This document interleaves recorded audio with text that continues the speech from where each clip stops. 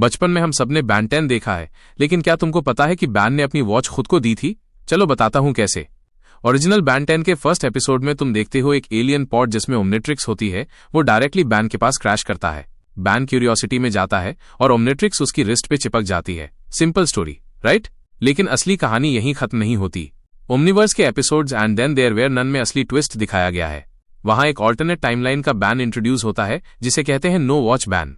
इस बैन ने कभी एलियंस नहीं देखे, कभी मॉन्स्टर्स से फाइट नहीं की थी। उसकी नॉर्मल लाइफ चल रही होती है, लेकिन जब मल्टीवर्स खतरे में पड़ता है और इविल बैंस पूरे टाइमलाइन पर अटैक कर देते हैं, तब नो वॉच बैन को समझ आता है कि सिर्फ प्राइम बैन ही ओमनिट्रिक्स के साथ मल्टीवर्स बचा सकता है।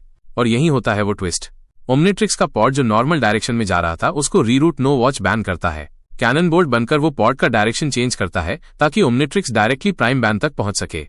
और वो सीन याद करो, फर्स्ट एपिसोड वाला। क्रेटर के पास खड़ा बैन नीचे देख रहा है, वही मोमेंट पे No Watch Ben armour drill use करके उसे क्रेटर में गिरा देता है।